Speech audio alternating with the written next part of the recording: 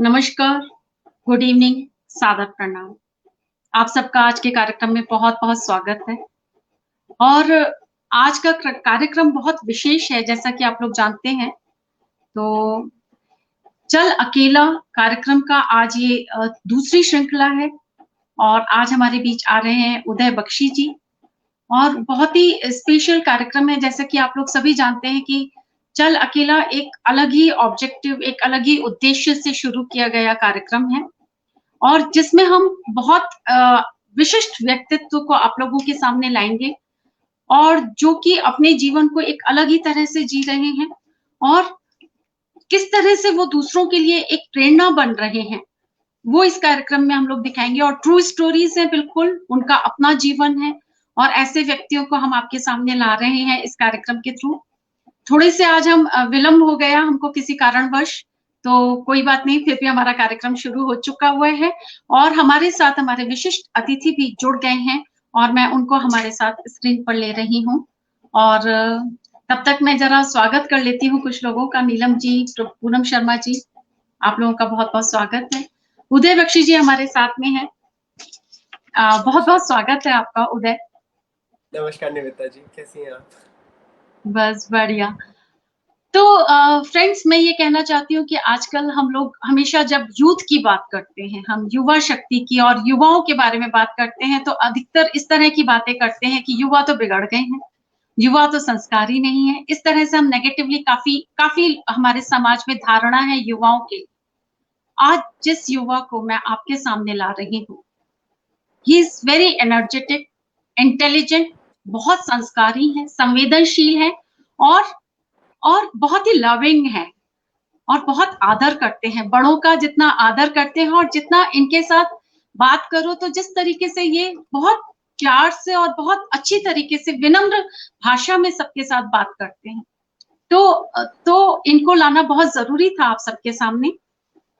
उदय clinical psychologist हैं और आजकल साइकोलॉजी में इंटर्नशिप कर रहे हैं। उदय आपका बहुत स्वागत है फिर से और ये कार्यक्रम हम शुरुआत कर रहे हैं इस कार्यक्रम की, चल अकेला। उदय आपको उद्देश्य भी पता है इस कार्यक्रम का, मैंने आपको डिफाइन भी किया। उदय मैं चाहती हूँ कि इस कार्यक्रम की शुरुआत आप एक छोटा-सा इंट्रो अपने बारे में आप बताएँ थोड़ा-सा, उसके बाद सवाल-जवाब थोड़ा-सा शुरू करेंगे। जी। जी, बिल्कुल। पहली बात हमें ये बहुत गरिमा की बात है और हमें इस चीज़ की बहुत प्रसन्नता है कि आपने हमको अपने इस कार्यक्रम के लिए चुना और हमें उतना लायक समझा कि हम अपने जीवन काल से दूसरे युवाओं को प्रेरणा दे पाएँ या युवा ही नहीं, चाहे वो किसी भी उम्र के व्यक्ति क्यों ना हो। मेरा नाम उदय है, मैं अभी कॉलेज सेकंड ईयर में हूँ। मैं क्लिनिकल साइकोलॉजी जो कि मनोचिकित्सा है, मैं वो पढ़ रहा हूँ और मेरे मेरी इंटरेस्ट और जो भी मेरी अभिलाषा है एक बहुत नॉर्मल आप कहना चाहेंगे जो टिपिकल युवा पीढ़ी के लिए है, वो उसी से प्रेरित और उसी से मिलना-जुलना है आपका मतलब जैसे हमें खेलना-कूदना पसंद है, अपने दोस्तों के साथ बाहर जाना पसंद है। पर इसी के साथ-साथ जहाँ उस हमारे संस्कारों की बात आती है, मैं जितना चाहे उतने अपनी भारतीय संस्कृति से लेके मैं प्रेरित हूँ। मैं उसमें अत्यंत रुचि लेता हूँ और मैं ये मानता हूँ कि कहीं न कहीं हमारी संस्कृति और हमारी सभ्यता में जो बात है, उसी चीज़ से यदि जीवन जिया जाए, तो एक अलग ही एक निराला पर एट द सेम टाइम एक बहुत ही वर्थ इट एक्सपीरियंस आप अपने लिए कर सकते हो मीनिंगफुल तरीके से। तो मेरे बारे में बस इतना ही। बहुत, बहुत अच्छी बात है आपने बोली उदय और सचमुच बहुत अच्छा लग रहा है आपके साथ मिल कर के और आप आए हैं आज हमारे प्लेटफ़ॉर्म पे। मैं कुछ लोगों का स्वागत और करना चाहती हूँ जो लोग जुड़ चुके हैं। अनुराधा जी आपका भी बहुत-बहुत स्वागत है, प्रणाम आपको। अनुराधा जी जुड़ी हैं हमारे साथ दिल्ली से, कवित्री हैं। बीना कुमार जी हमारे साथ जुड़ी हुई हैं, वर्जीनिया से कवित्री हैं और विभा जैन जी जुड़ी हैं हमारे साथ, बहुत-बहुत प्रणाम आपको। नीलम प्रभा देवगन जी हमारे साथ अमृतसर से जुड़ी हुई हैं, ये भी कवित्री हैं, हिंदी, पंजाबी दोनों में लिखती हैं। पूनम शर्मा जी मुंबई से जुड़ी हुई हैं ये भी कवित्री हैं, इनकी एक किताब भी आने वाली है युगानुगुण मीडिया से। बहुत बहुत स्वागत है आप सभी का। तो उदय, शुरुआत करते हैं। जो मेरा पहला सवाल है जो कि मैं पूछना चाहती हूँ आपसे, मैं ये पूछना चाहती हूँ कि बचपन से जैसे आप जैसे जैसे बड़े होने लगे, तो आपने कब रियलाइज किया, किस मोड़ पर, किस क्षण में ऐसा रियलाइज किया कि आपकी सेक्सुअलिटी डिफरेंट है? तो जब हमारे व्यक्तित्व की बात आती है तो शायद बचपन से ही एक आदमी को या एक औरत को ये पता होता है कि कहीं ना कहीं जो उनका पुरुषत्व या स्त्रीत्व है वो किधर और कहाँ किस तरीके से वो उभर कर आ रहा है, चाहे वो बिल्कुल। शारीरिक हो, चाहे वो मानसिक हुँ, हो, चाहे वो हुँ, आपके संस्कृति से जुड़ा हो। पर हुँ, एक बहुत अजीब सी बात ये हुई कि शायद मेरे को ये रियलाइजेशन कभी हुई नहीं, क्योंकि ये मेरे लिए इतना नेचुरल था बचपन से ही। नेचुरल। ये बहुत मेरे लिए एक हद तक, जितना मैं दूर से याद करूँ, कभी मेरे को एक अजीब तरीके की विभिन्नता आती थी लड़कों से रह के, जहाँ बचपन में दो अलग भाग बन जाते हैं कि लड़के ऐसे होते हैं और लड़कियां ऐसी होती हैं, और एक दूसरे के भावों में कभी मेल मिलाप नहीं हो पाता, क्योंकि वो एक दूसरे की संगठा में ही वो रहना पसंद करते हैं। हमें कभी भी अपने हमारे हमारे जो मतलब लड़के दोस्त थे उनसे हमें बहुत कभी समानताएं नहीं मिली। मतलब एक हुँ, तरीके से जहाँ सबको खेल कूद, मार धार, लड़ाई हुँ, बड़ाई जितना पसंद था, ये इस हुँ, सभी के विपरीत लड़कियों में जो खेल होते थे, घर घर खेलना हाँ, या तरीके हाँ, से श्रृंगार करना, तो ये हुँ, चीजें मेरे को ज्यादा लुभाने लगती थी। और मेरे को ये हाँ, चीज कभी समझ नहीं आई मेरे लिए, क्योंकि आपको जब आप बच्चे हो शायद हमें लिंग का जो कंसेप्ट होता है वो बताया या पता पढ़ाया नहीं नहीं। जाता। और ये एग्ज़ैक्टली। ऐसी बात भी नहीं है जो हमारी संस्कृति के अंदर ये इस चीज को लेकर आपको एक विशेष प्रकार की एक वो उत्पत्ति आती है किसी दिन की, अच्छा ऐसा भी कुछ होता है। जो बच्चे हाँ, का एक आप एक बच्चे को जब लेते हैं उसका मन बहुत निर्मल होता है, बहुत ही बिल्कुल, एक बिल्कुल। तरीके से बहुत बहुत कोमल मन होता है उसका, उसको हुँ, अच्छाई बुराई का भी फर्क नहीं पता, इनोसेंस जिसको हुँ, कहते हैं। तो बिल्कुल, हमारे लिए बचपन से ही जो चीज हमें पसंद आती है बच्चे उसी की तरफ प्रेरित होते हैं, उसी की तरफ उसी चीज में रुचि लेने की वो संभावनाएं रखते हैं। तो इसलिए मेरे बिल्कुल। लिए भी ये चीज शायद इतनी नेचुरल थी जितनी क्योंकि मतलब जब लोग मुझसे सवाल पूछते हैं कि आपको कब पता चला, हाँ, टेक्निकल आंसर इसका यही होगा शायद जब एक बच्चे में उसका बोध आ जाता है 5-6 साल की उम्र तक कि हाँ ठीक है ऐसा भी कुछ है। पर जितना मेरे को मेरी बचपन की तस्वीरों से और जितना मेरे को मेरे घर वालों ने बताया है, शायद ये बचपन से ही ये विभिन्नता या एक विचित्रता या आप इसको एक अनूठापन कह लो, ये हमेशा से रहा है।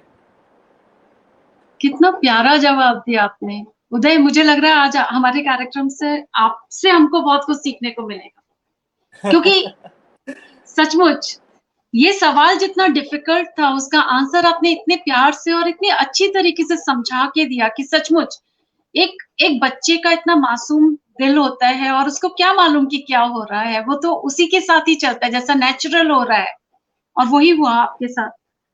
बहुत ही सुंदर आपका जवाब लगा मुझे। अ, आपके पेरेंट्स ने आपको ऑब्जर्व किया या आपने उनसे शेयर किया या वो ऑब्जर्व करके समझ गए थे? अब देखिए, ऐसी सच्ची एक कहावत है कि माँ-बाप से कुछ छुपा नहीं होता, क्योंकि कुछ और स्पेशली माँ से तो कुछ भी छुपा नहीं होता। जिस औरत बिल्कुल, ने आपको अपने कोख में 9 महीने रखा है, उससे आप क्या ही पता करेक्ट, छुपा लेंगे। कहीं न कहीं तो वो बात उभर कर आ ही जाती है। करेक्ट। जहाँ तक मेरा सवाल है वो इस विषय को लेके, जब मैं 6 साल 5 साल, जब मैं जैसे बताया, जब बोध या फिर मानसिक एक तरीके की आप में विवेक आ जाता है बालक में, तो कहीं न कहीं ये बहुत संभावना है कि आप ये देखते हो कि अरे! लड़के और लड़कियाँ अलग-अलग बैठ रहे हैं। ये चीज़ अलग, ये चीज़ ऐसा क्यों है? ऐसा क्यों है कि लड़कों में एक तरीके की कैरेक्टरिस्टिक्स आ सकते हैं और लड़कियों में एक तरीके के कैरेक्टरिस्टिक्स आ सकते हैं, और उनका कभी एक तरीके से ओवरलैप नहीं आ सकता। और ये बात हुँ, जब मैं अपनी माँ को बताता था, वो भी इस बात को समझने की कोशिश ज़रूर करती थी, मगर समझ नहीं पाती थी। क्योंकि हुँ, इस चीज़ की जो हम अब जैसे समलैंगिकता तो बहुत भारी हिंदी शब्द है। हमारी हिंदी हुँ, संस्कृति की सबसे मज़ेदार बात यही है कि शायद कोई जानता भी नहीं कि समलैंगिकता होता क्या है। सबको ये पता है कि बहुत गे क्या है या लेस्बियन क्या है। और बचपन में मैंने ये शब्द जरूर अपने घर में ही सुना था, गे। अब मेरे को पहली बात इस चीज को लेके बहुत खुशी हुई कि शायद इसका ये अर्थ है कि हमारे जैसे और भी लोग हैं, हम इस चीज में अकेले नहीं हैं। क्योंकि अगर एक शब्द बनाया हुआ है किसी व्यक्ति के व्यक्तित्व के बारे में कि वो गे है, इसका अर्थात यही अर्थ होगा कि शायद हम ये सिर्फ एक इंसान के लिए नहीं बनाए हैं शब्द, शायद ये ऐसे एक पूरी समाज के लिए बनाया है कि उनमें एक पूरे एक समुदाय के लिए बनाया है ये शब्द। तो इस चीज को तो इसका बोध तो घर पे ही हुआ, मगर ये हमें पता चला कि शायद इस शब्द का अर्थ बहुत नकारात्मक है, क्योंकि किसी भी इंसान ने इस चीज को एक सकारात्मक या एक मतलब जनरल ह्यूमैनिटेरियन वे में कभी किसी ने कन्वे नहीं करा। और बचपन से ही जब हमें इस शब्द से, मतलब जिस शब्द से हमें गरिमा होनी चाहिए, हमें इससे चिढ़ाया जाता था। और ये चीज जब भी हम अपने माता को बताते थे या हम अपने फादर को बताते थे, उनका इस चीज पे रिएक्शन बहुत ही अलग था, क्योंकि अगेन उनमें शायद ये चीज को समझने का एक्सपीरियंस या अनुभव बहुत नया था, बहुत निराला था। तो उनके लिए इस चीज के ऊपर कुछ भी टिप्पणी करना उस समय बहुत ही मुश्किल था। और बिल्कुल, पर आई थिंक इस शब्द से पहले भी बचपन में ही जब हम व्यक्तित्व की, हम बिहेवियर की बात करते हैं या हम पर्सनालिटी की बात करते हैं, तो मेरे भाव और मेरे जितनी भी मेरी भावनाएं थी वो किसी तरीके से उसमें एक बहुत ही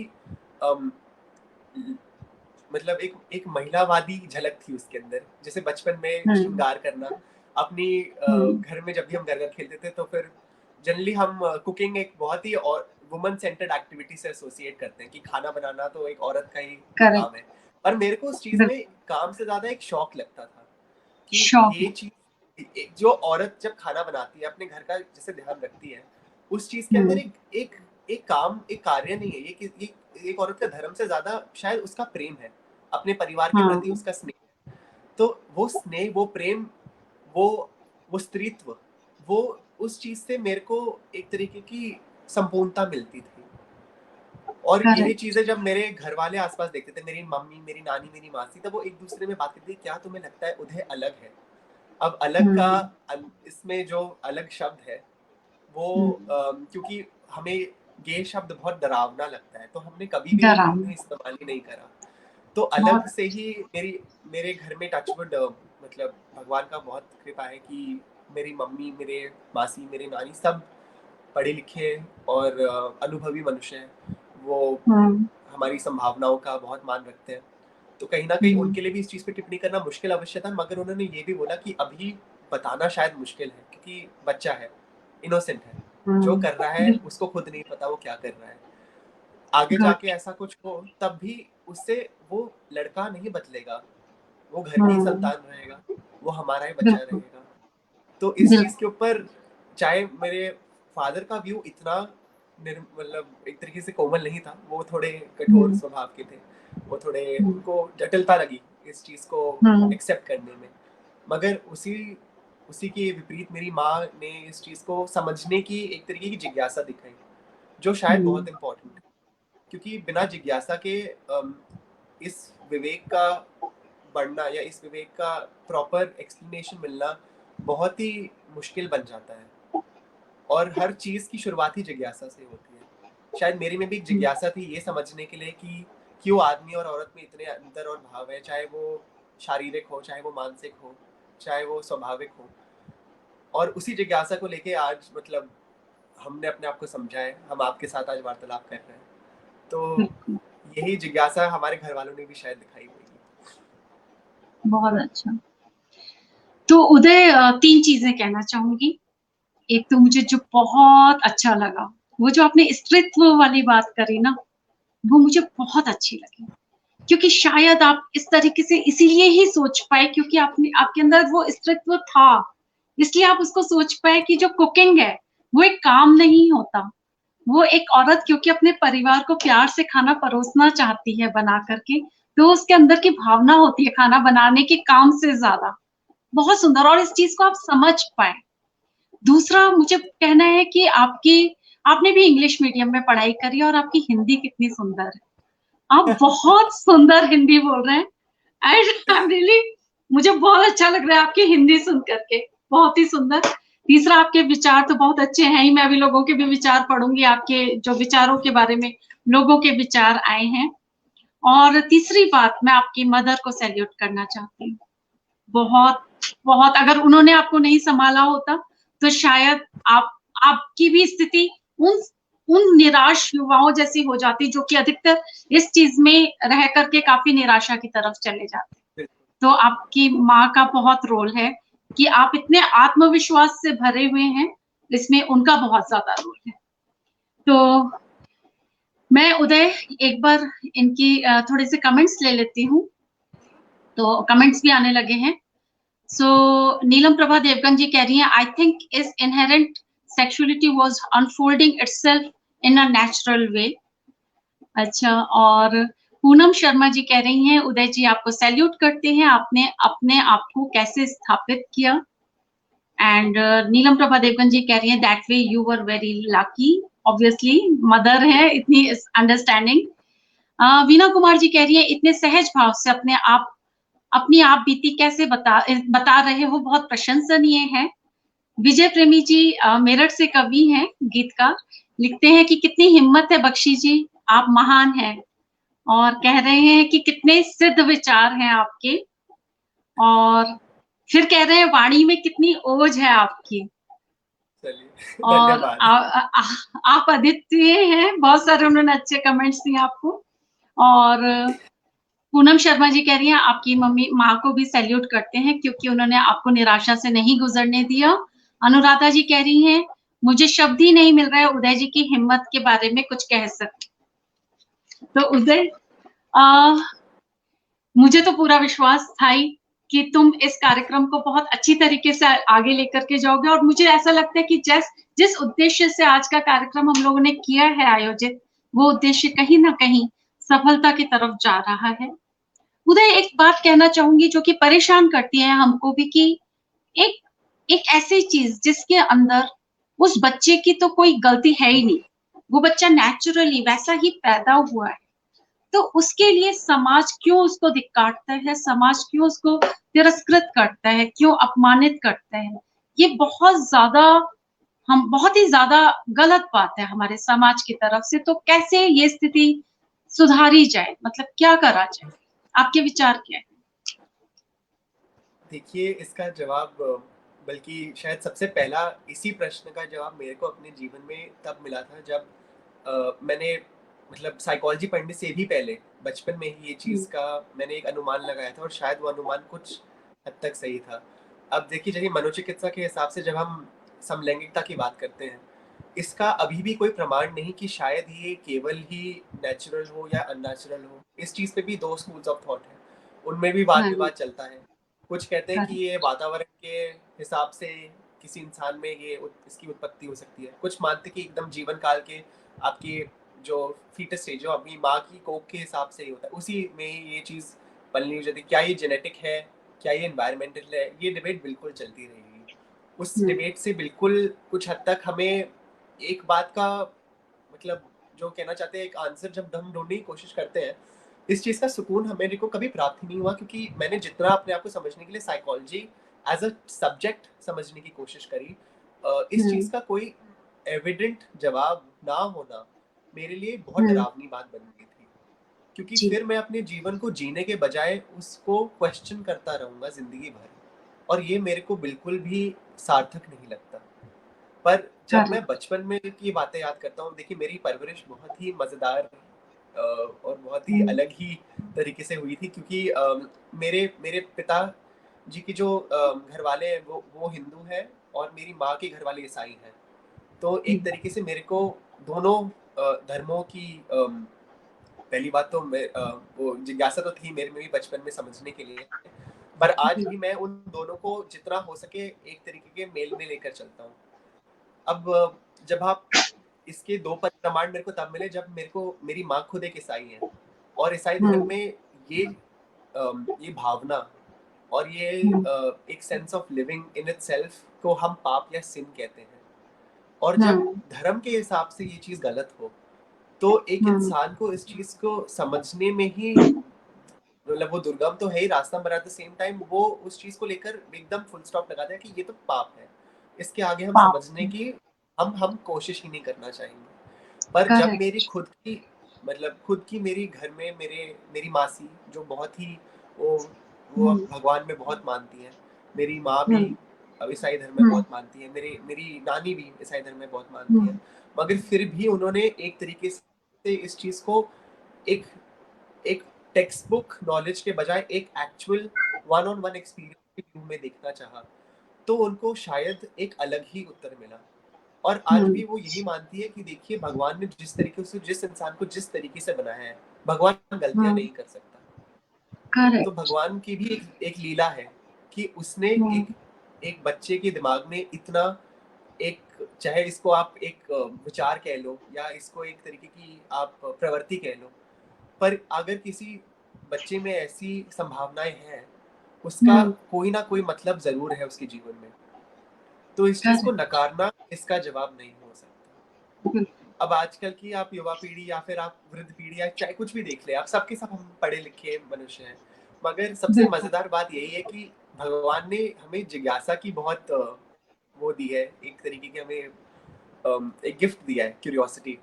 पर उस करेक्ट। क्यूरियोसिटी को सही तरीके से अप्लाई करना हमें शायद आज तक नहीं आए, क्योंकि हम नहीं। जो चीजें क्वेश्चन करते हैं, वो चीजें क्वेश्चन करने का हमारा जो इंटेंशन होता है वो ऑलरेडी फिक्स्ड होता है कि हमें ऑलरेडी इसका जवाब चाहिए, पता है, मगर हम फिर भी उस चीज को एक तरीके से गलत अपनी मानसिकता को साबित लेकर हम उस करते चीज हैं। में, हाँ उस चीज को आप थोड़ा उंगली करने के लिए आप उसमें जिज्ञासा और करेंगे।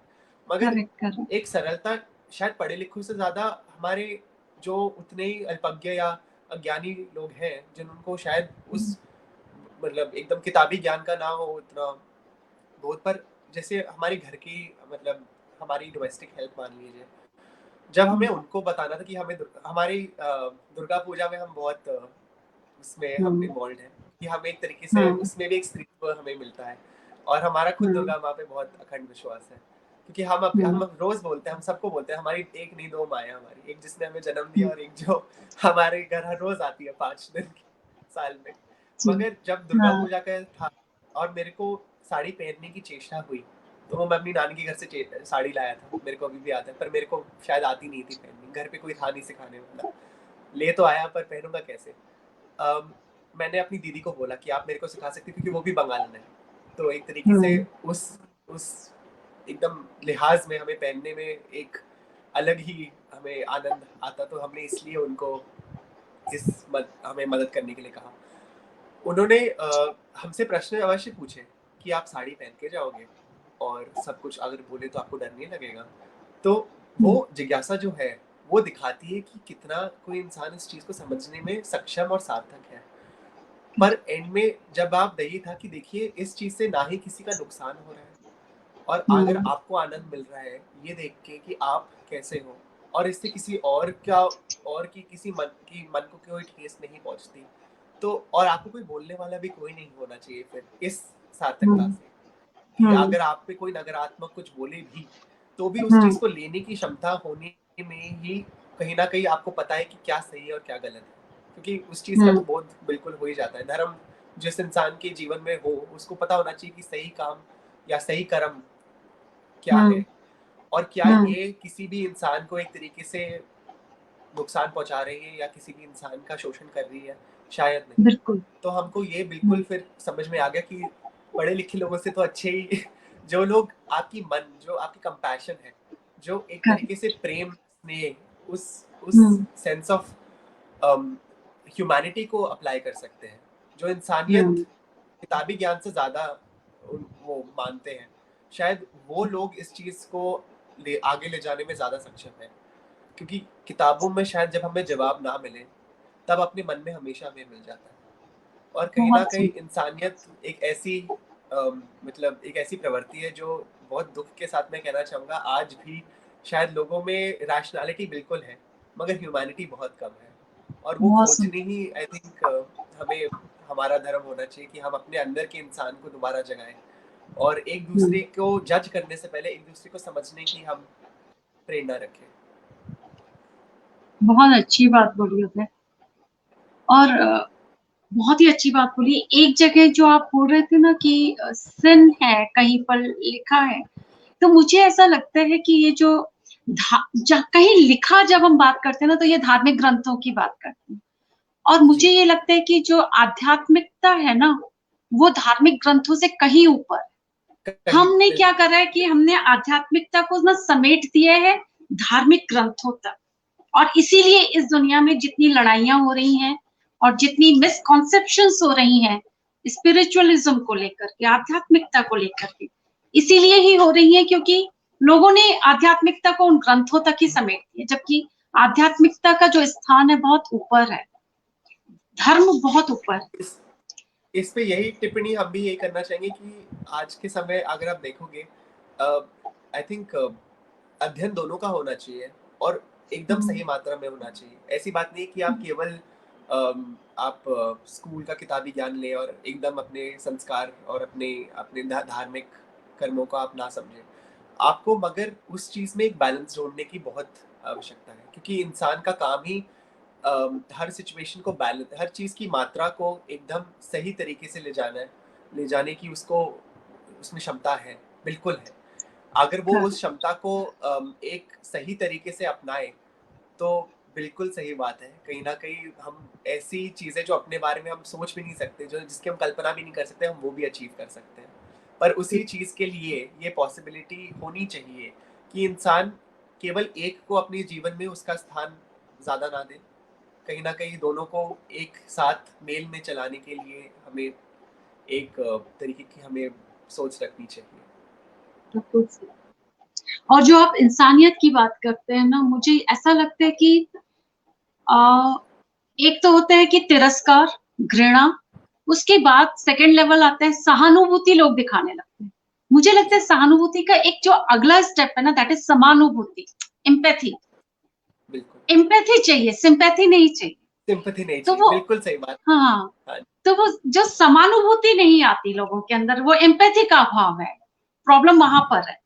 तो क्या है कि हमें सहानुभूति भी नहीं चाहिए, यही बात है। तो मैं ना कुछ कमेंट्स लेना चाहती हूँ कि नीलम प्रभा देवगन जी कह रही हैं, उनको ये बात बहुत अच्छी लगी आपकी जो आपने बोली कि भगवान गलतियाँ नहीं करता, कितनी सुंदर बात, कितनी सकारात्मक।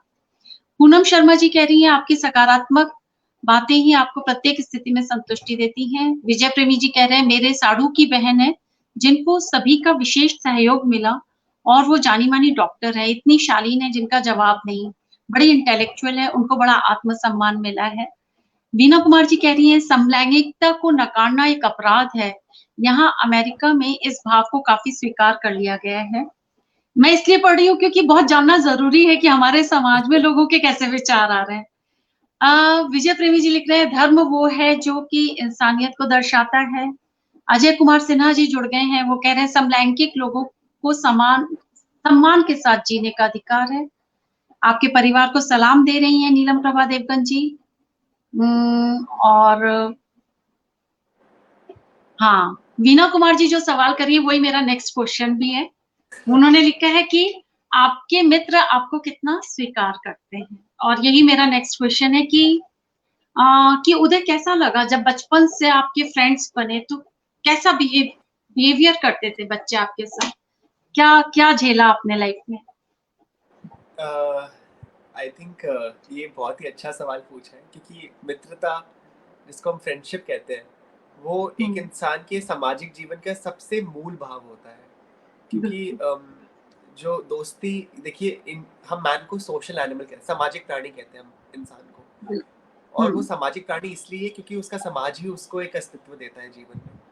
तो हुँ, उस अस्तित्व को बनाए रखने के लिए उसके हुँ, सार्थक जो लोग हैं, जो उसके सारथी हैं, वही उसके मित्र हैं।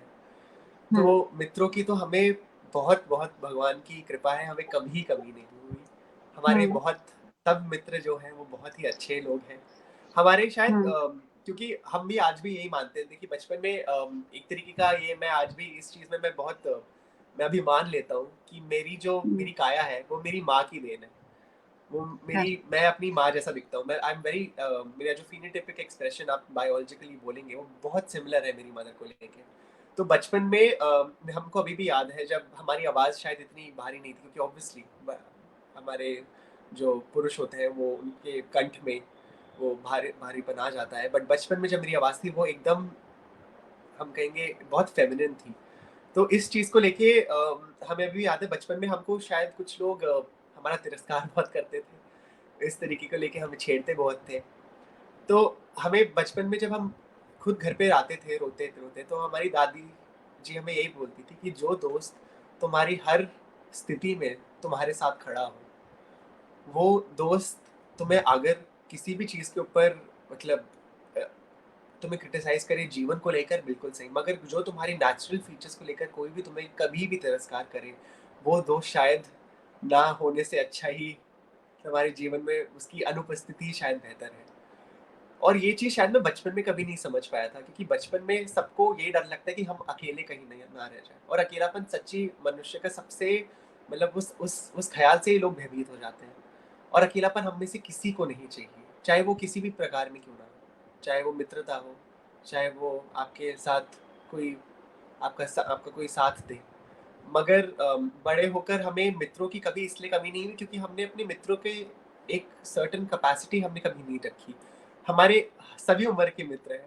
आज निवेदिता जी आप हो, आप भी हमारी मित्र हो, जो हमारे से बिल्कुल एकदम एक तरीके से हम हमारे साथ जो वार्तालाप करें, जो एक तरीके का एक बहुत इनोसेंट से लेके आई थिंक एक बहुत ही पॉजिटिव विचार रखे हमारे बारे में, वो भी हमारा मित्र है।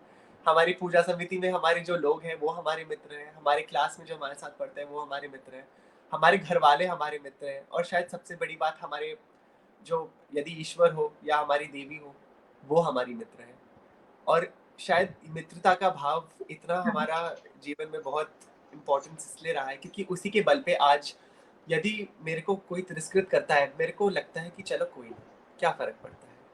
जब तुम्हारे पास लाखों करोड़ों मित्र हैं तुम्हें तुम्हारी प्रशंसा करने के लिए, एक तिरस्कार वाला शब्द तुम्हें क्या ही तुम्हें तुम्हारे जीवन में वो कुछ फ़र्क नहीं दिखाएगा।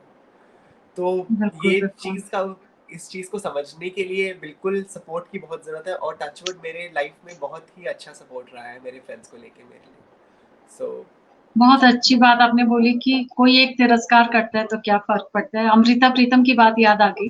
अमृता प्रीतम जी ने यही बोला था कि इस दुनिया में अच्छे और बुरे दोनों तरह के लोग हैं।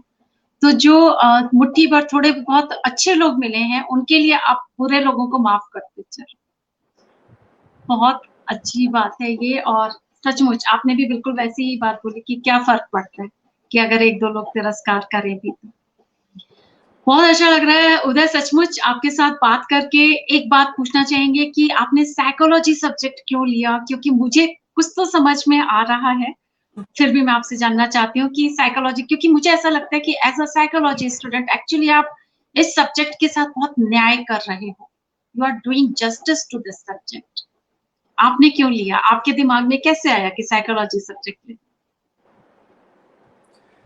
देखिए मनोचिकित्सा जो है, एक सब्जेक्ट कह लीजिए, एक डिसिप्लिन कह लीजिए, एक किताबी ज्ञान कह लीजिए, हम उसको कभी उस चीज़ का दर्जा देते ही नहीं। हम कहते हैं it's a way of life. हुँ, आप साइकोलॉजी यदि समझ पाओगे अपनी खुद की, अपने आस-पास के लोग की, अपने समाज की, अपने वातावरण की, तो ही आप शायद उस काम को जस्टिस दे पाओगे।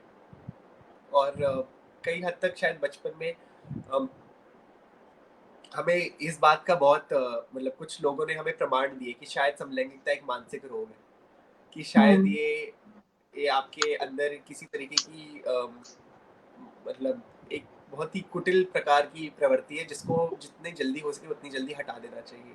ये हमें ओह! बहुत बार बताया गया है। इस अच्छा। चीज़ को प्रूव करने के लिए शायद हमने एक टाइम पे सोचा था कि हम अब साइकोलॉजी पढ़ के यही देखना चाहेंगे कि क्या सच्ची ऐसा है या नहीं है। पर at the hmm, same time शायद साइकोलॉजी मैंने सच्ची बताए तो मैंने तब ठानी, मैंने आई थिंक अभी भी मेरे को याद है मैं 9वीं कक्षा में था, और हुँ, मैं मेरे को मैं पढ़ाई में मेरे का बहुत अच्छा मन लगता था। बल्कि आपने जैसा कहा, मेरे को हिंदी भाषा का मेरे को बहुत रुचि थी हिंदी भाषा को लेके। अंग्रेज़ी हमारी थी हुँ, अच्छी बिल्कुल, मगर शायद हुँ, अभी तो फिर भी छूट गई है क्योंकि अब कहाँ मौका मिलता है किसी से इतने अच्छे से एक इतने इस लिहाज से बात करने का। मगर शायद उस टाइम पे हमारी बहुत एक तरीके की हिंदी को लेके हमें अत्यंत हमारा स्नेह था उसको, उस लैंग्वेज को लेके। तो इसी के साथ-साथ हमें लगता था कि शायद बड़े होकर हम अगर लोगों से बातचीत करने में अच्छे हैं, हम लोगों को समझने में अच्छे हैं, हम शायद डॉक्टरी पढ़ सकते हैं। हुँ, पर डॉक्टरी पढ़ते-पढ़ते शायद मतलब बेसिक सब्जेक्ट्स जब आप स्टडी करते हो, मेरे को ये पता लगा हमारी किताबों में कि शरीर के निढाल होने का या शरीर के रोगों का, उसका हमारे पास इलाज है। पर क्या उस तनाव का हमारे पास इलाज है जो हमारे मन में है या जो हमारी आत्मा में हुँ, है? क्योंकि हुँ, जब हम दवाई लेकर हमारे शरीर को ठीक कर सकते हैं, तो क्या हम अपने मन और अपने आत्मा और अपनी प्रवृत्ति को ठीक कर सकते हैं? जो सच्ची हुँ, जिसका इलाज आज भी लोग अलग-अलग जगहों पे ढूँढ रहे हैं, चाहे वो मंदिर क्यों ना हो, चाहे वो अपने दोस्तों से बात करना क्यों ना हो। उस उस मानसिक या उस शारीरिक की जो आपकी देखो, दोनों आपस में उनमें भी बैलेंस है। आपका शरीर हुँ, तभी स्वास्थ्य में रहेगा जब आपका मन स्वास्थ्य में रहेगा, और आपका मन तभी करेक्ट, स्वास्थ्य में रहेगा जब आपका शरीर स्वास्थ्य में रहेगा। और बिल्कुल हमारे सही, पास डॉक्टरों की बिल्कुल कमी नहीं है इस देश में। बिल्कुल तो सही। इस चीज़ को लेकर हमने बहुत सोच विचार करा और हमने सोचा कि चलिए, अब हमने शरीर का तो तनाव पढ़ लिया, शायद मन का तनाव पढ़ने की भी बारी आ गई है। और इसलिए हमने हुँ, साइकोलॉजी के अंदर हमने इंटरेस्ट दिखाया। हमने बहुत हमारी सामाजिक क्रियाओं और संस्कृतियों को लेकर हमने, देखिए, भगवत गीता हमने पढ़ी है। वो भी मैं कहना चाहूँगा एक साइकोलॉजिकल टेक्स्ट से कम नहीं है। जो बिल्कुल, किताब या कोई भी किताब, चाहे वो कुरान हो, चाहे वो बाइबल हो, चाहे वो भगवत गीता हो, चाहे वो आपके हुँ, माँ बाप का कथन हो, या आपके जीवन में हुँ, कोई भी आपको दोस्त कोई अच्छी एडवाइस दे, जो आपको जीवन की हुँ, सही राहें बताए, वो ही साइकोलॉजिकल एक तरीके का टेक्स्ट है। तो हुँ। अपने जब आपको जीवन में इतनी सारी चीज़ें मिल गई हैं उस चीज़ से रिलेट करने के लिए, शायद किताबी ज्ञान भी उस चीज़ को सार्थकता देने के लिए होना चाहिए। तो इसी विषय को लेकर हमने आगे जाके साइकोलॉजी पढ़ने की सोची थी। आप लोगों को समझ में आ रहा है कि उदय केवल ग्रेजुएशन का सेकंड ईयर का स्टूडेंट है और इनके विचार मतलब मैं तो कहती हूँ आज मैं 53 इयर्स की हूँ, मेरे भी इतने सुंदर विचार नहीं। मतलब उदय ये गॉड गिफ्टेड है। ये ईश्वर प्रदत्त आपके अंदर एक प्रतिभा है, एक कह लो कि इतनी गहनता से सोचने समझने की सक्षमता हर किसी को ईश्वर नहीं देता। ये आपको ईश्वर की तरफ से मिला है और सचमुच ये हम गर्व करते हैं आपके ऊपर। हमें गर्व है। पर जितनी ये ईश्वर की देन है, हमें लगता है ईश्वर ने सबको ये देन दी है, बिल्कुल दी है। मगर इसको बिल्कुल, एक तरीके की अपनाने की इच्छा यूटिलिटी भी ईश्वर ने हमको दी है। वो अभिलाषा, वो चाहत भी ईश्वर ने ही हमको दी है कि हम इस पथ पर चलना चाहे तो चलेंगे, चाहे ना चलना चाहे तो चलेंगे। उसकी भी स्वीकृति हमें ईश्वर ने ही दी है। तो शायद कुछ हद तक जितना मैं ईश्वर का धन्यवाद करता हूँ, उतना ही मैं अपने मित्रों का, अपनी माता का, अपने घरवालों का, अपने सभी संबंधियों का करता हूँ, जिन्होंने मेरे को इस पथ पे चलने की प्रेरणा दी है, जिन्होंने मेरी इस चेतना को और उजागर करा है, ताकि मैं इसको केवल सिर्फ अपने मन के विचार ना बनाऊं, पर आज एक जीवन जीने की एक सही तरीके की मैं उसको कला के रूप में प्रस्तुत करूं सबके सामने। बहुत सुंदर उदय और पूछना चाहती हूँ कि आप ये साइकोलॉजी को आगे परस्यू करेंगे क्या? डॉक्टरेट करेंगे क्या इस पर? पीएचडी बिल्कुल, वगैरह बिल्कुल। सोचा तो है? अभी विचार सो यही है हमारे, अगर ईश्वर की इच्छा हो, जो बिल्कुल लगता है उसी तरफ जाते रहिए। हम psychology, clinical psychology specifically, Nivedita ji, उन चीज़ों से डील करता है जो हमारे मानसिक रोगों की बात होती है। अब हाँ, बहुत ही ग्रंथों में जो साइकोलॉजिकल ग्रंथ हैं, हमारे डीएसएम या हमारे आईसीडी, जो बहुत ही टिपिकली मेडिकल ग्रंथ हम जिनको कहते हैं, हुँ, उनमें हर हर जैसी समय, वो बहुत ही समय के हिसाब से चलने वाले ग्रंथ हैं, क्योंकि वो भी हुँ, समय के हिसाब से अपने आप को ढालना जानते हैं। उनमें जो हुँ, बीमारियां शायद पहले मानी जाती थी, जैसे बिल्कुल सही बात है, कुछ ग्रंथों के अनुसार पुरातन समय में समलैंगिकता को एक मानसिक बीमारी बिल्कुल मानी जाती थी, मगर हुँ, आज वो ग्रंथ खुद समय के साथ बदल गया है। और उसको बदला भी किसने? उसको इंसानों ने ही बदला है। तो ये देख बिल्कुल, के भी अच्छा लगता है कि इंसान भी समय के साथ शायद बदल रहा है। वो समझ पा रहा है कि किसी इंसान का लिंग जो है, वो उसकी हुँ, जीवन जीने की स्वीकृति या जीवन जीने के तरीके या मिजाज को नहीं बिगाड़ सकती। ना ही वो उसको किसी हुँ, तरीके का तनाव दे सकती है, और ना ही वो उसको किसी भी मतलब एक तरीके से आपको खतरे में नहीं डाल सकती। मानसिक रोग बिल्कुल, का काम ही एक तरीके से खतरा होता है, जिस चीज़ से शायद करेक्ट, आपको या आपके परिजनों या आपके आस-पास के समाज को ही खतरा हो सकता है। या फिर उससे आपका या आपके आसपास के लोगों का एक सर्टेन डिसफंक्शनैलिटी है कि वो एकदम मतलब एक जैसे बाकी सब एक राह पे चल पा रहे, शायद उसी राह पे ना चल पाए। मगर जितना विभिन्न विभिन्न और विचित्र ये विषय है, इसका ये अर्थ नहीं कि ये बिल्कुल भी किसी तरीके से हम इसको एकदम अलग परे रख दें। इसको बिल्कुल समझने की आवश्यकता सब में होनी चाहिए, केवल लिंग को लेकर नहीं, शायद हर तरीके की मानसिक रोग को पढ़ने की एक इंसान में वो होनी चाहिए। और इसका हमने रीजन भी यही लिया था क्योंकि जब हम बड़े हो रहे थे, शायद 12वीं कक्षा में, हमको अभी भी याद है, हमने बहुत अपनी क्लास में हम डिस्कस करते थे आत्महत्या के बारे में। और आत्महत्या का सबसे बड़ा कारण तनाव ही है। और उस तनाव के अंदर भी हमको ये पता चला कि शायद बहुत से लोग जो इस विषय से जूझते हैं कि आखिर वो है क्या, वो है क्या, उनका उनके लिंग से ज्यादा उनको क्या उनको सामाजिक दर्जा मिला है कि वो मतलब आखिर वो है क्या। मगर ये प्रश्न ही शायद गलत है, क्योंकि आप चाहे कुछ भी हो, आप इंसान ही हो एंड में। तो आपका होना ना होना, क्या होना, ये सब मेरे ख्याल से ऑफ कोर्स ये इंसानी चीज है, ये सामाजिक चीज है, बनाई और हमने और हमारे समाज ने ही है। मगर आपका कर्तव्य और आपका धर्म केवल इंसानों की तरफ होना चाहिए। तो शायद जो लोग इस चीज को आगे ले जाने की वो सार्थकता नहीं रखते, उनमें शायद कहीं ना कहीं ये चीज को लेके तनाव से रोग हो जाता है, या कुछ हो सकता है, शायद भगवान ना करे किसी के साथ भी आत्महत्या तक ये बात जा सकती है। और ये चीज हमको बहुत, हमारी माँ को बल्कि बहुत भयभीत करती है, क्योंकि जब भी हम जैसे आपने देखा है दुर्गा पूजा पे, अगर आप कभी गई होंगी, हम अगर कहीं भी साड़ी पहन के चल जाते हैं, या हम अपने कॉलेज में भी जब साड़ी पहन के, हमारी माँ को बहुत डर लगता है। वो कहती है देखो उदय, तुम्हारा जैसा भी लिहाज हो, समाज खराब है, समाज ये दुनिया बहुत खराब है, दुनिया बहुत जालिम है।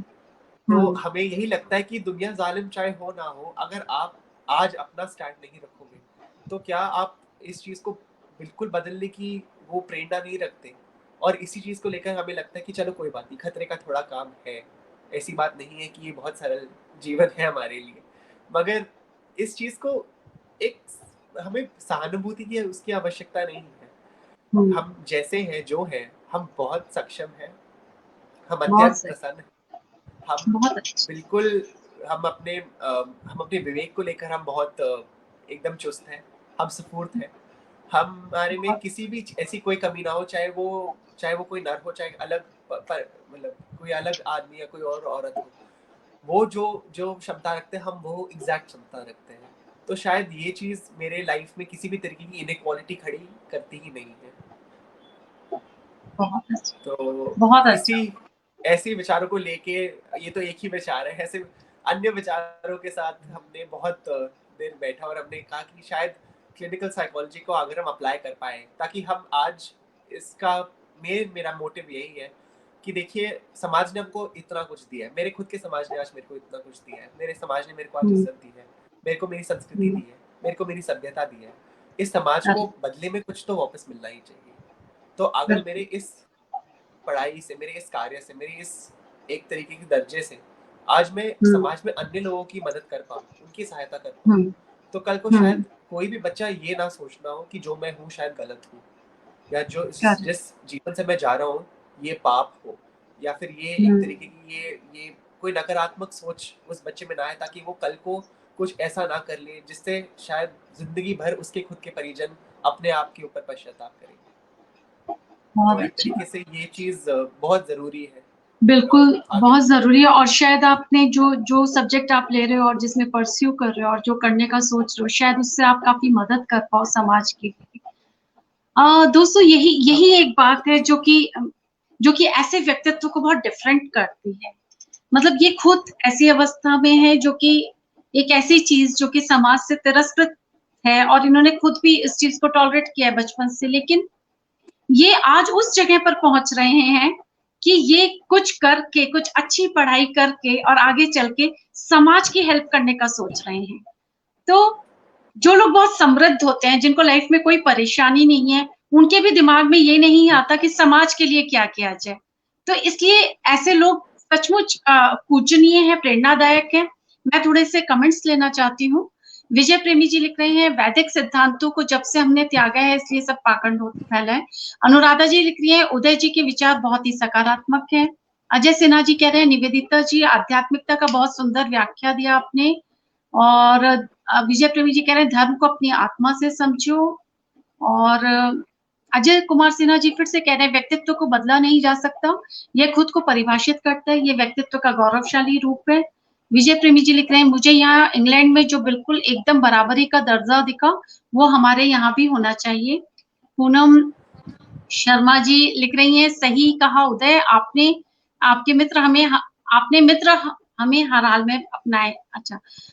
और अजय कुमार सिन्हा जी लिख रहे हैं, एलजीबीटी समुदाय के निजी जीवन में झांकने का अधिकार किसी का नहीं है। और विजय प्रेमी जी लिख रहे हैं, मैंने यहाँ मैनचेस्टर में भी अभी देखा, जागरूकता के लिए जो सुदृढ़ विचार यहाँ दिखे हैं, जिसका जवाब ही नहीं है। विभा जैन जी लिख रही है, मेरा एक विद्यार्थी समलैंगिक है, आज वो एक सफल पत्रकार और पॉलिटिशियन है, समाज बदल रहा है। सॉरी, मेरा एक फोन आ गया था। विजय प्रेमी जी फिर लिख रहे हैं, कितना ज्ञान छिपा है उदय जी आप में। रजनी रंजना जी लिख रही है, मित्र वह है जो हमारी हर स्थिति में हमारे साथ है। आपके विचार बहुत सुंदर और शुद्ध है उदय, ईश्वर सदा आपको जय रखे।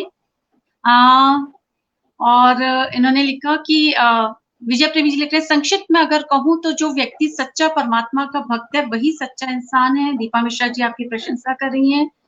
और बहुत अच्छे अच्छे कमेंट्स मिले हैं। एक रजनी रंजना जी का और कमेंट लेती हूँ। उन्होंने लिखा है, सही है उदय, लोग शारीरिक और मानसिक स्वास्थ्य के लिए तो प्रयत्नशील होते हैं, लेकिन आत्मिक स्वास्थ्य और सौंदर्य के प्रति उतने सजग नहीं होते। तो ये कुछ अच्छे अच्छे विचार आए हैं। और आखिर में दो क्वेश्चंस हैं उदय, जो कि मैं लेना चाहती हूँ। एक तो ये कि जो हमारे जो समाज में जो ऐसा तो होगा नहीं उदय कि आपके साथ, सब पहला क्वेश्चन ये है, ये दूसरा है, ये पहला क्वेश्चन ये है कि क्या आपकी लाइफ में कभी कोई ऐसा क्षण आया, पॉजिटिव या नेगेटिव, जिसने आपको अंदर तक झकझोर दिया? कोई भी ऐसा इंसिडेंट इससे रिलेटेड अगर आप शेयर करना चाहें तो बताएं, और नहीं शेयर करना चाहें तो मैं अगले सवाल की तरफ जाऊंगी, जो कि अंतिम सवाल है इस कार्यक्रम का। देखिए निवेदिता जी, हम ये मानते हैं कि हमारी लाइफ में या हमारे जीवन में कोई भी घटना अगर घटी हो, वो बिल्कुल किसी भी प्रकार से उसमें किसी भी प्रकार की का भय या कोई शर्म की बात होनी नहीं चाहिए, क्योंकि आपके जीवन में जो भी आपको मिलता है एक सीख अवश्य प्रदान कर जाता है। तो कहीं ना कहीं बिल्कुल हमारे जीवन काल बहुत ही हैपनिंग, जिसको हम युवा पीढ़ी कहते हैं, लाइफ मेरी बहुत हैपनिंग रही है। पर एट द सेम टाइम शायद हमारे इस जो व्यक्तित्व है और उसकी जो हमने एक तरीके के हमने उसके हिसाब से चलना चाहने की हम जो इच्छा रखते हैं, कभी कभार उसका शायद एक ये बहुत इंटरेस्टिंग कंक्लूजन मैंने दिखाया है कि लोग शायद ये समझ नहीं पाते कि आपका जो व्यक्तित्व है और उसका जो एक्सप्रेशन है, वो केवल एक इंसान की व्यक्तित्व की समझ को दर्शाने के लिए है, और साथ ही साथ वो उसके खुद के जीवन में उसको एक तरीके की उसे हर्ष प्रदान मिलती है इस चीज़ से। उसको एक उल्लासमय घटना लगती है कि आज मैं यदि श्रृंगार करूं या कुछ मतलब साड़ी पहन के जाऊं, तो मेरे को इस चीज़ में मेरे को पर्सनली बहुत आनंद मिलता है, क्योंकि शायद बचपन से मैंने अपने घर की स्त्रियों को ये करते हुए देखा था, और ये बात शायद मेरे को मेरी नानी और मेरी मम्मी के थ्रू ही आई है। तो और ये चीज़ करने में मेरे को अत्यंत एक तरीके केवल आनंद नहीं मिलता, मेरे को एक गरिमा मिलती है कि मैं आज अपनी, ना ही मैं केवल साड़ी पहनूंगा किंतु अपनी नानी की साड़ी पहनूंगा। तो एक राइट ऑफ पैसेज मिलता है एक तरीके का उससे। इससे मगर एक चीज़ और है कि शायद यही जो हमारा एक्सप्रेशन है, वो कभी कभार बहुत सामाजिक नकारात्मकताओं को अपने पास अट्रैक्ट करता है। केवल हम तिरस्कार की बात नहीं कर रहे हैं, अपमान और तिरस्कार तो चलिए वो तो वर्बल है, वो एक ऐसा बाण है जो चलो चल गया, कोई बात नहीं, ठीक है, वो तो हम बहुत सशक्त है अंदर से। हमारी आत्मा उस चीज़ से लड़ने में बहुत वो बिल्कुल इट इज़ वेरी स्ट्रॉन्ग। पर कभी कभार किसी इंसान के मन में एक ऐसी बात या शायद एक तरीके की एक प्रवृत्ति आती है जहाँ उसको ये लगता है कि क्योंकि ये लड़का एक स्त्री के प्रकार अपना वेशभूषा या अपना श्रृंगार कर रहा है, शायद ये उसी प्रकार एक तरीके से आप मतलब उस इंसान की कुछ ऐसी ज़रूरतें भी पूरी कर पाए। और ये चीज़ हम साइकोलॉजी के पॉइंट ऑफ व्यू में अगर देखा जाए तो एक मेंटालिटी है जहाँ लोगों को लगता है कि अगर ऐसा वो है तो उसको इस चीज़ में तो आनंद बिल्कुल आता होगा। ऐसे तो हो ही नहीं सकता कि उसका कंसेंट या उसका पॉइंट ऑफ व्यू या उसका विजन या उसकी अनुमति जिसको हम कहते हैं वो मैटर कितना करती अच्छा, हो ना करती। बहुत अच्छा। तो इंसान मतलब वही इसी प्रकार कि हाँ बिल्कुल, एक इंसान कि के मन मतलब में एक वो लस्ट सोचते हैं कि उजागर ये होती है। अवेलेबल है हमारे लिए। बिल्कुल, बिल्कुल अवेलेबल है। अब हाँ, जिस समाज में मतलब बोलना बिल्कुल नहीं चाहिए, मगर मेरी भारतीय संस्कृति में हमेशा औरत का दर्जा बहुत उत्तम रहा है। मगर उस चीज़ की रियलिटी पर्सपेक्टिव में शायद उसी दर्जे को मानने वाले पुरुष आजकल या लोग, मैं कहना चाहूँगा आजकल शायद बहुत ही कम होंगे जो उस दर्जे को का सच्ची महत्व समझते हैं। क्योंकि स्त्रीत्व से ही स्त्रीत्व बहुत सुंदर चीज़ है। वो केवल श्रृंगार से आपकी स्त्रीत्व नहीं झलकती, आपके मन के भावों से झलकती है, आपके बहुत घर के सुन प्रति आपकी जो गरिमा है उससे झलकती है, अपने परिजनों का प्रेम एक प्रकार का स्त्रीत्व है, आपका खुद का अपनी लाज आपकी एक तरीके की स्त्रीत्व है।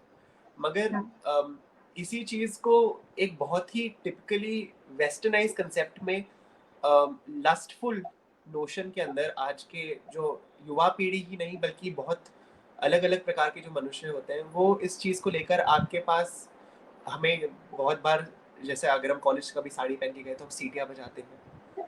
वो बहुत ही मतलब एकदम तुच्छ बातें भी कर जाते हैं कभी-कभार।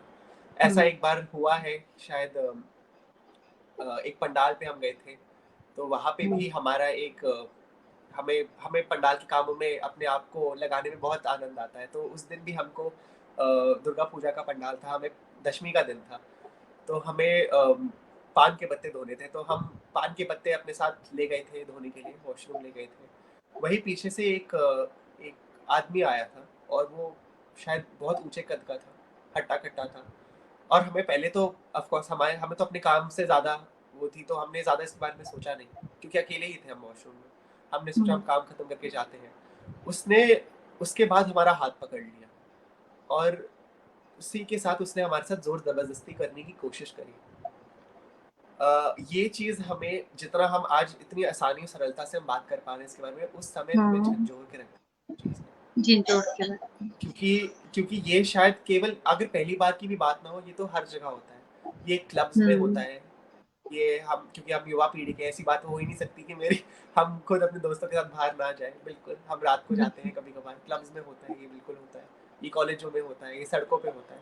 मगर एक पूजा पंडाल पे ये चीज़ होना मैंने कभी एक्सपेक्ट नहीं करी थी। एक्सपेक्ट मगर की। ये चीज़ मेरे लिए झंझोर के इसलिए रखने वाला था क्योंकि वो जब हम बाहर आए दौड़ के, उसके बाद हम रोते-रोते दौड़ आए और फिर उस सबको पता चल गया कि क्या हुआ और उस इंसान को उन्होंने मतलब पकड़ लिया और बहुत तो मारपीट हुई, बहुत कुछ हुआ उस दिन। ये चीज़ हमारे लिए इसलिए झंझोर के रखने वाला था क्योंकि ये ऐसी बात नहीं कि किसी ने हमारे लाज या हमारे दामन पे बुरी नज़र लगाई हो, नहीं। हमें ये लगा कि किसी इंसान में ऐसी कैसी एक विवशता हो सकती है कि एक इतने भव्य, इतने पुण्य जगह पे भी उसके दिमाग में ऐसी तुच्छ विचार आ सकते हैं। ये चीज़ हमको झंझोरने वाली थी क्योंकि इस चीज़ से हमें हमारी समाज की मानसिकता पता चलती है। आज मतलब की समाज जो तो वर्तमान की का घिनौनापन चलता है बिल्कुल, साथ-साथ। एक मतलब जिस चीज़ को हम शुगर कोट करके हम आज के समाज को आज बहुत ही हम बताते हैं कि बहुत पढ़ा-लिखा समाज है हमारा संवेदनशील है बिल्कुल। हमारा समाज। मगर उसी के साथ-साथ एक बहुत ही घिनौना, एक अनकॉन्शियस रिप्रेस्ड विज़न है जो दिखता नहीं है लोगों को, वो छुपा रहता है। मगर बिल डरावनी बात यही थी कि वो कहीं भी बाहर उजागर हो सकती है। केवल उसके लिए एक इंसान का विवेक भ्रष्ट होना और साथ ही साथ उसकी मन के अंदर ऐसी कटु भावनाएं उजागर होने में कुछ देर की ही बात है। उसको केवल वो क्षण ही चाहिए जहाँ शायद एक सेंस ऑफ अकेलापन हो और उसको दिखे कि आज मेरे को टोकने वाला कोई ना हो, और इसी चीज को वो आगे अपने मन में दुर्विचार लेके आपके पास इसी हरकत को दोहराना चाहे। तो ये चीज हमारे लिए झंझोर के रखने वाली इसलिए थी क्योंकि as a psychology student myself मेरे को लगा था कि शायद ये केवल किताबी है, अनकॉन्शियस रिप्रेस्ड डिजायर्स या फिर ऐसी घिनौनी बातें जो होती हैं जैसे बलात्कार हो गया या फिर औरतों को के प्रति शोषण हो गया, ये केवल शायद किताबी चीज है। ये अगर होती होंगी तो कहीं ना कहीं इसके अंदर और कुछ लॉजिकल भी होना चाहिए। ये हमारी वही, हम जिज्ञासु हैं दिमाग से, तो शायद इसलिए हमें कभी उसकी हमने भावनाएं नहीं समझी। जब ये हमारे साथ खुद हुआ तो हमने ये भाव जरूर समझा कि कहीं ना कहीं इसके अंदर शायद जितना हम विचार लगाए उससे ज्यादा इसके अंदर भावनाओं का खेल ज्यादा है। और यही बात यदि हम अपने आप को समझाए कि यही भावना इंसानियत की सब में, उस इंसान के अंदर ये चीज ज्यादा दिखेगी जिस इंसान के अंदर इंसानियत की भावना ही ना हो, अनुपस्थित हो, एक तरीके से भ्रष्ट हो। तो इंसानियत की भावना का सबसे सर्वश्रेष्ठ होना ही हमारे इंसान की, हमारी मनुष्यता, हमारे एक तरीके से हमारे मानवता का सबसे बड़ा धर्म होना चाहिए कि हम एक इंसान को एक इंसान की नजरों से देखें, not as a piece of meat, एक मांस के लोचड़े जैसा ना देखें जिसको जब आप चाहो तब आप एक तरीके से उसको अपना बना लो, जैसा चाहे आप उसको उसके साथ व्यवहार कर लो। शायद ये सोच बदलने ही हमारे लिए सबसे फर्स्ट स्टेप होना चाहिए, क्योंकि तभी इस सोच को बदलने के बाद ही हम शायद समलैंगिकता जैसे बहुत भारी भरकम विषय के ऊपर और अपने विचार प्रकट कर पाएंगे। बहुत सुंदर। इस पूरी वार्तालाप में ये जो भी आपने बोला, इसमें दो चीजें जो मुझे बहुत अच्छी लगी। एक तो सबसे पहले जब आपने शुरुआत करी, जब मैंने कहा कि कोई ऐसी घटना आप शेयर करिए, तो आपने बहुत सुंदर बात बोली कि हमारे जीवन में कोई भी घटना शर्मनाक नहीं होनी चाहिए, क्योंकि हर घटना से हम सीखते हैं। और ये बहुत एक स्ट्रॉन्ग मैसेज है। जो भी चल अकेला, ये हमारा एक कार्यक्रम ऐसा है जिसमें लोगों को मैं मोटिवेट करती हूँ कि आप आइए और अपनी ट्रू लाइफ की स्टोरी यहाँ पर आकर के बोलिए। तो मैं उन लोगों को यही बात बोलती हूँ कि हो सकता है कि जिस चीज को आप बोलने में शर्म महसूस कर रहे हैं या कुछ कर रहे हैं, लेकिन हो सकता है वो पूरे समाज के लिए एक लेसन हो। आपने सीखा है अपने अनुभवों से, और उस अनुभवों को समाज में बांटना बहुत अच्छा कदम है जो कि आज उदय जी। और सेकेंडली ये कि आपका ये कितना, मतलब आप कितने साहसी भी हो। मतलब इस पूरी घटना को जिस तरीके से आपने बताया, और केवल बताया ही नहीं, आपके उसके पृष्ठ में भी आपने अपने विचारों को भी शेयर किया बहुत सुंदर तरीके से। इस चीज के लिए बहुत साहस की जरूरत है उदय, और हम आपको सैल्यूट करते हैं इस चीज के लिए। और उदय, जो आखिरी सवाल है, मैं चाहती हूँ कि, क्योंकि उदय इस स्थिति में आपके जितने पॉजिटिव बच्चे तो होते ही नहीं होंगे, बहुत कम होते होंगे परसेंटेज में। ऐसे भी बच्चे होते होंगे जो कि समझा ही नहीं पाते होंगे, जिनको उनके माता पिता, जैसे आपकी मदर एटलीस्ट आपको समझी, जिनको उनके माता पिता किसी का भी सपोर्ट नहीं मिलता होगा, उनके फ्रेंड्स का नहीं सपोर्ट मिलता होगा, समाज का नहीं मिलता होगा, और वो आखिर में जाकर के एक आत्महत्या जैसी स्टेज पे पहुंच जाते हैं वो बच्चे।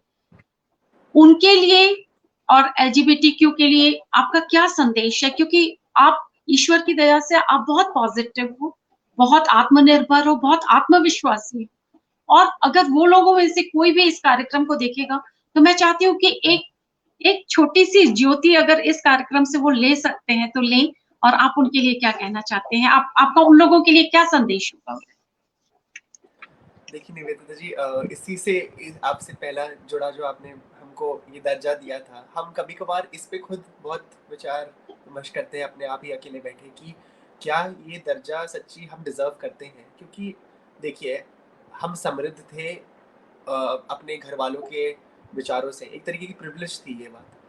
हम भाग्यवान थे, हम फॉर्चुनेट थे कि हमारे स्थिति, हमारी जो परिस्थिति थी वो हमारे साथ थी।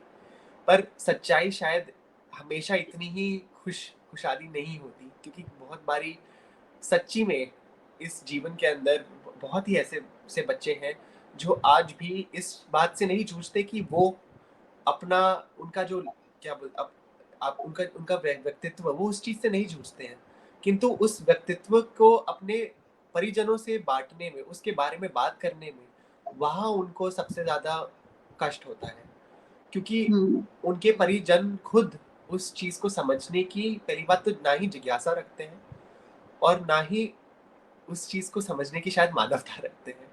मगर इसमें भी हम कभी कभार परिजनों को दोष नहीं दे सकते हैं, क्योंकि इंसान is a product of his environment and his culture.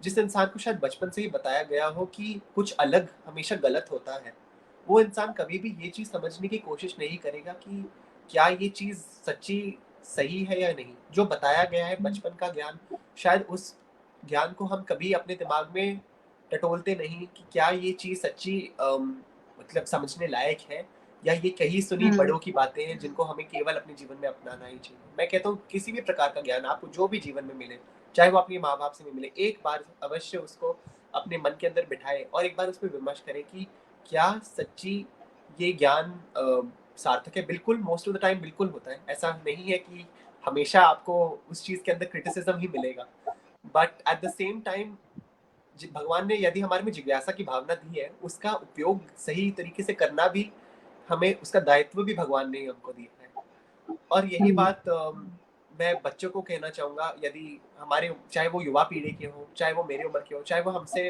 अधिक उम्र के हो, चाहे वो आगे आने वाले हो, कहीं ना कहीं जीवन के अंदर ये जिज्ञासा आपको अपने बारे में बहुत नकारात्मक विजन्स देगी कि आप जो हो गलत हैं, या आप जो हो शायद संस्कृति या सभ्यता के हिसाब से उचित अनुचित है, या आप ईश्वर के नजरों में एक पापी हैं।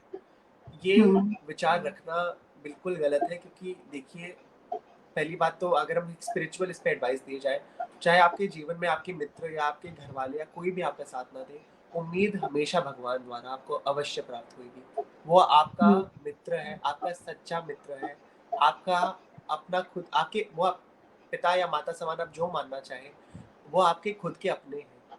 और आपके साथ कभी भी कुछ भी गलत ना होने के लिए भगवान जरूर अवश्य जीवन के अंदर हमारी बहुत कठिनाइयां डालते हैं, पर वो कठिनाइयों का काम हमें पीड़ा या कष्ट देना नहीं होता, वो हमको और स्ट्रॉन्ग करना होता है।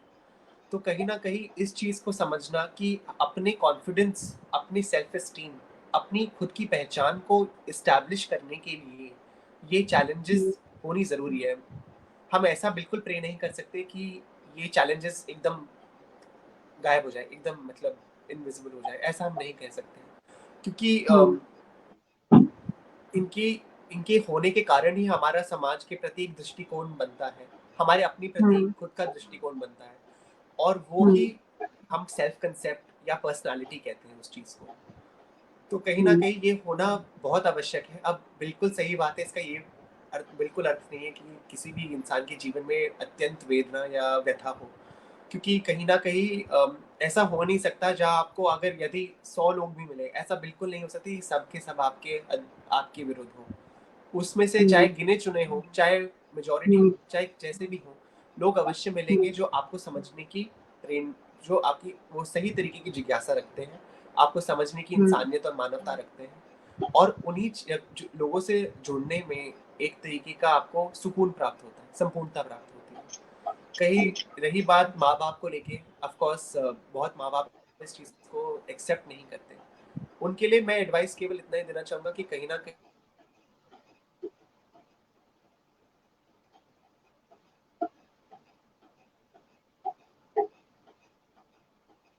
हाँ जी, हम बस इतना कहना चाहेंगे कि कहीं ना कहीं जीवन के अंदर ये चीज,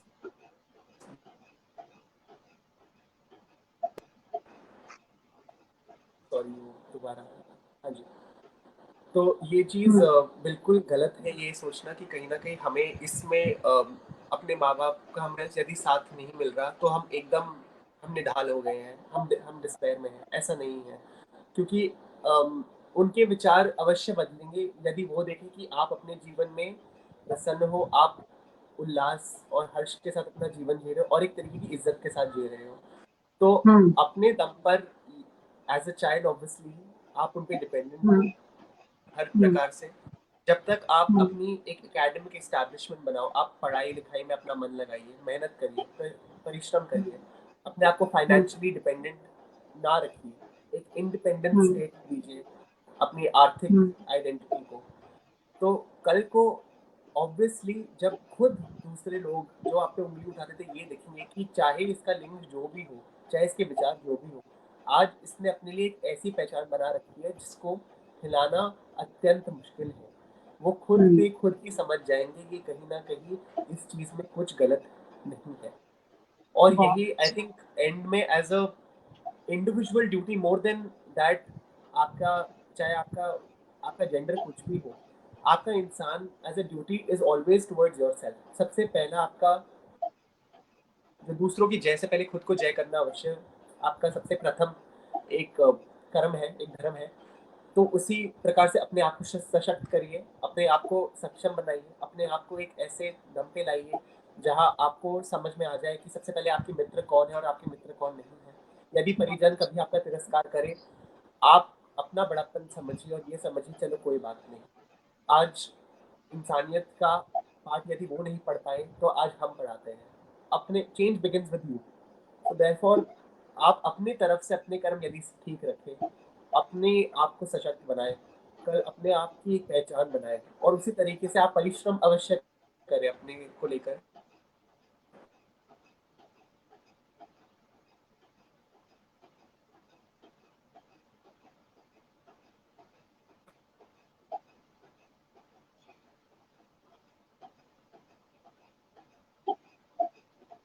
कई बार फोन आ जाता है बीच में तो डिस्टरबेंस हो जाती है। उदय सुन नहीं पा रहे हैं अभी आपकी आवाज, कुछ बोलिए। आवाज नहीं आ रही है, नहीं आ रही है उदय, आवाज गई। आप एक बार इसको डिस्कनेक्ट करके दोबारा कनेक्ट करिए इसी लिंक से।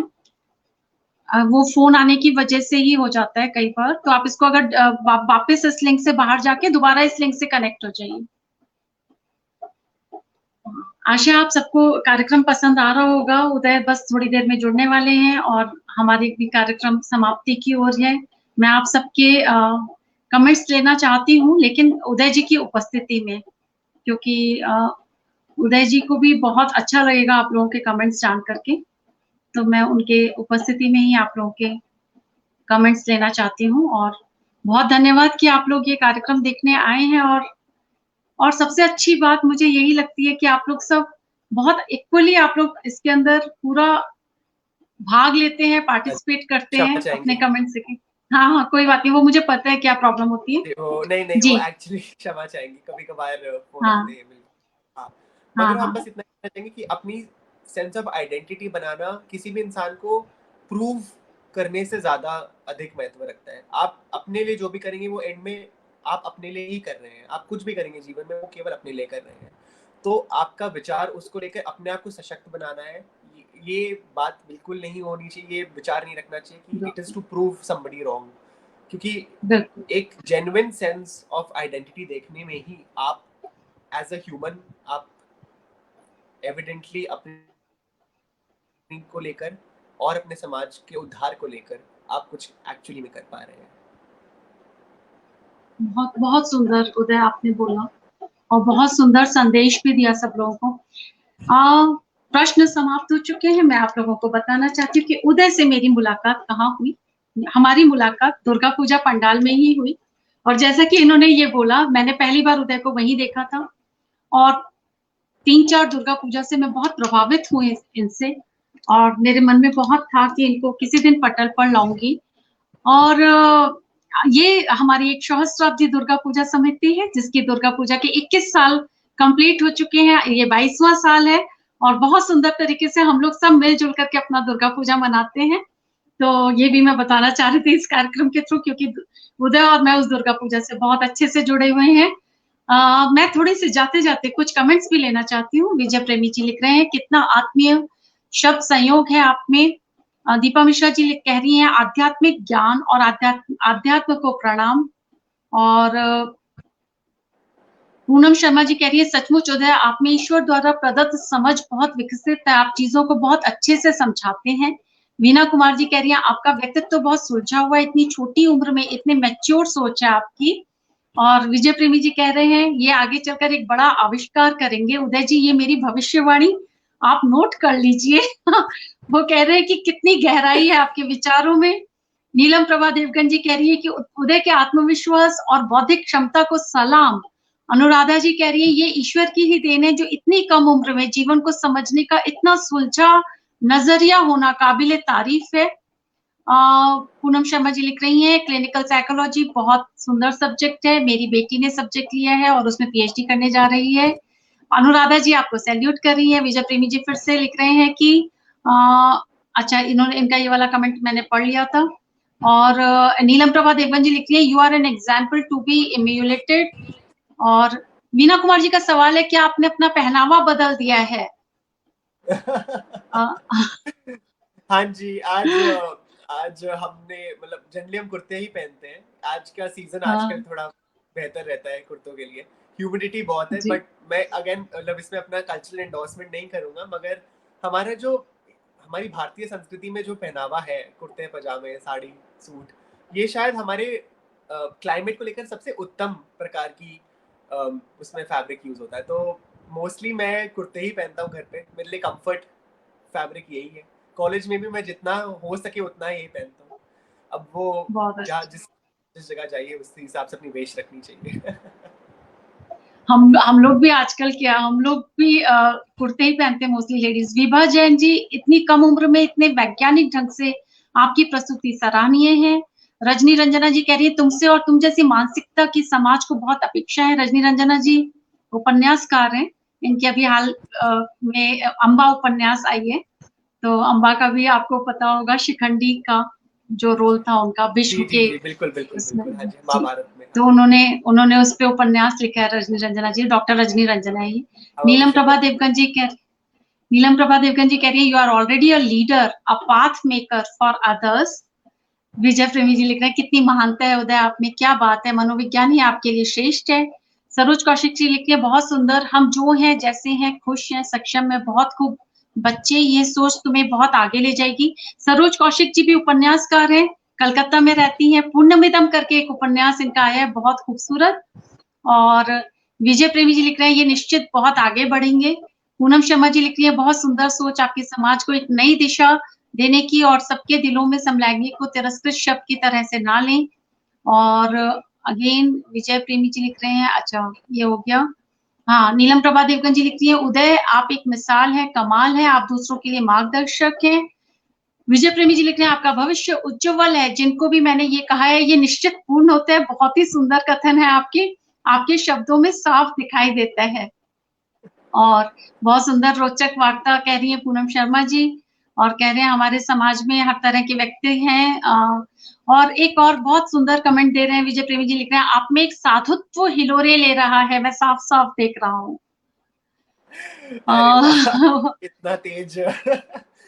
डॉक्टर रजनी रंजना जी कह रही हैं तुम्हारी पीड़ा हर स्त्री बहुत गहराई से समझ सकती है उदय, काश समाज का कल सच्ची मानवता से पूरित हो सके उदय।